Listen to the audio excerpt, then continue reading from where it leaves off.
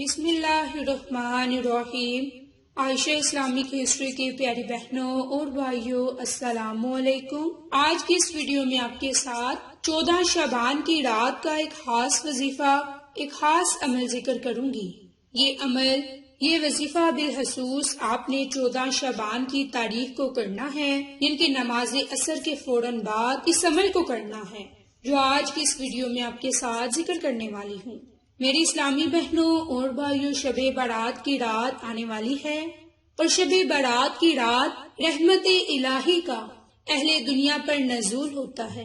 اللہ کے بندے اس رات میں رحمتیں لوٹتے ہیں۔ اللہ تعالیٰ لوٹنے والوں کو اتنا نوازتا ہے جو انسانی حصولوں کی وسعت سے بھی کہیں زیادہ ہے۔ عالم ملوکت سے رحمت کے فرشتے اس شب کو دنیا میں نازل ہوتے ہیں، عبادت گزاروں کو تلاش کرتے ہیں اور ان سے ملاقات فرماتے ہیں۔ اس شب پوری کائنات بارگاہ خداوندی میں سجدہ ریز ہوتی ہے۔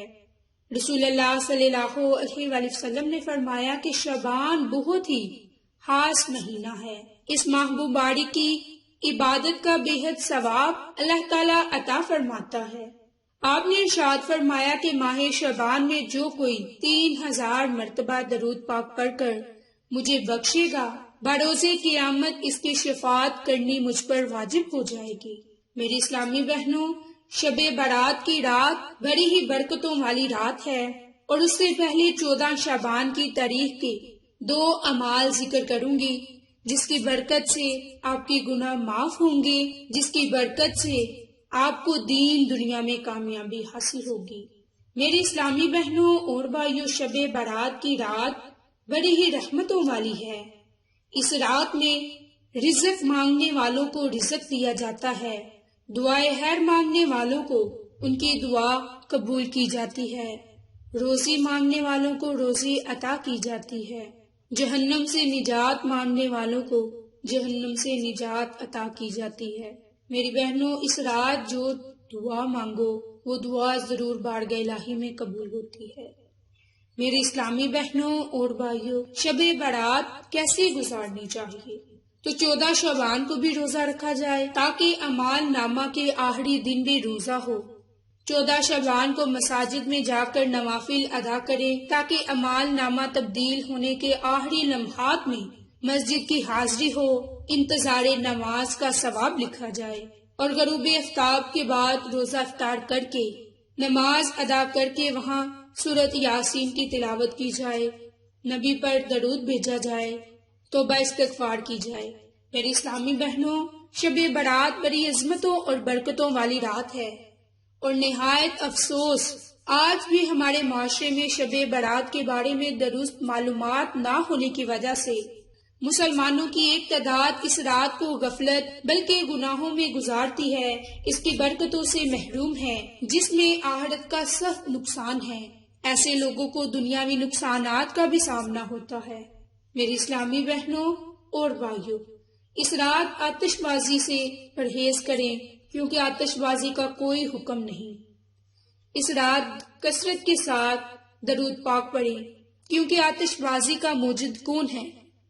آتش بازی کے متعلق مشہور ہے کہ نمرود بادشاہ نے ایجاد کی، جب بھی اس نے حضرت ابراہیم کو آگ میں ڈالا اور آگ گلے گلزار ہو گئی تو اس کے آدمیوں نے آگ کے انار بھر کر ان میں آگ لگا دی، حضرت خلیل کی طرف پھینکے گئے۔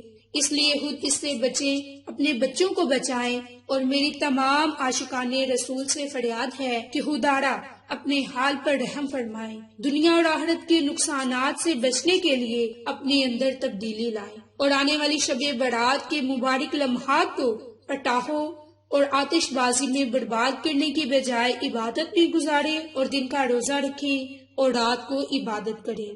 تو میری بہنوں، اب آپ کو جو خاص عمل ذکر کرنے والی ہوں وہ بڑا ہی زیادہ بابرکت ہے، جس کی برکت سے آپ آتش بازی اور ان برے اعمال سے محفوظ رہیں گے۔ تو آپ نے 14 شعبان نماز عصر کے فوراً بعد باوضو حالت 40 مرتبہ لا حول ولا قوت الا باللہ العلی العظیم، لا حول ولا قوت الا باللہ العلی العظیم ان قرآنی کلمات کو باوضو حالت نماز عصر کے فوراً بعد 40 مرتبہ پڑھنا ہے، اور جو کوئی اس دعا کو پڑھے گا اس کے 40 سال کے گناہ معاف ہوں گے۔ اسی طرح شعبان کی 14 تاریخ کو روزہ افطار کرنے کے بعد نماز مغرب کے بعد جو کوئی 2 رکعت نماز نوافل اس ترتیب سے پڑھے گا تو اللہ کی ذات اس نماز کے پڑھنے والے کے گناہوں کو معاف فرما دے گا۔ اور یہ 2 رکعت نماز نوافل پڑھنے کا طریقہ کار کیا ہے کہ ہر رکعت میں سورۃ فاتحہ کے بعد سورۃ حشر کی آخری 3 آیات 1 مرتبہ پڑھیں اور 3 مرتبہ سورۃ اخلاص۔ دوسری رکعت میں بھی سورۃ فاتحہ کے بعد سورۃ حشر کی 3 آخری آیات 1 مرتبہ پڑھیں اور 3 مرتبہ سورۃ اخلاص پڑھیں۔ اس طرح یہ 2 رکعت نماز نوافل ادا کر لیں تو انشاءاللہ یہ نماز گناہوں کی معافی کے لیے بہت افضل ہے۔ اس رات شب برات کی رات سے پہلے ہی اللہ کی ذات ہمارے گناہوں کو معاف فرما دے گا۔ میری اسلامی بہنوں، شب برات کی رات بڑی ہی رحمتوں والی رات ہے۔ ہمیں کوشش کرنی چاہیے کہ اس رات اللہ تعالیٰ سے خصوصی دعائیں مانگیں۔ میری اسلامی بہنوں اور بھائیوں، دعائیں مانگیں، اللہ کی ذات ہماری دعاؤں کو قبول کرنے والا ہے۔ تو یہ ایک مختصر عمل ہے جو آپ کے ساتھ میں نے ذکر کیا۔ اگر آپ یہ چھوٹے سے 2 اعمال 14 شعبان کے نماز عصر کے بعد کریں گے تو آپ کو بہت سے فائدے، بہت ہی زیادہ برکات حاصل ہوں گے۔ میری اسلامی بہنوں اور بھائیوں، یہ بڑا ہی خاص عمل ہے۔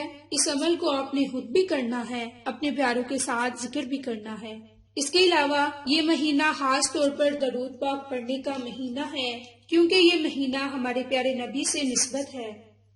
درود پاک پڑھنا افضل ترین اعمال میں سے ہے، اور ماہ شعبان کو درود پاک پڑھنے کا مہینہ بھی کہا گیا، اس لیے کہ کوشش کریں کہ درود پاک کو زیادہ سے زیادہ پڑھیں، تاکہ اس درود پاک پڑھنے کی برکت سے ہماری تمام دعائیں بارگاہ الہی میں قبول ہوں۔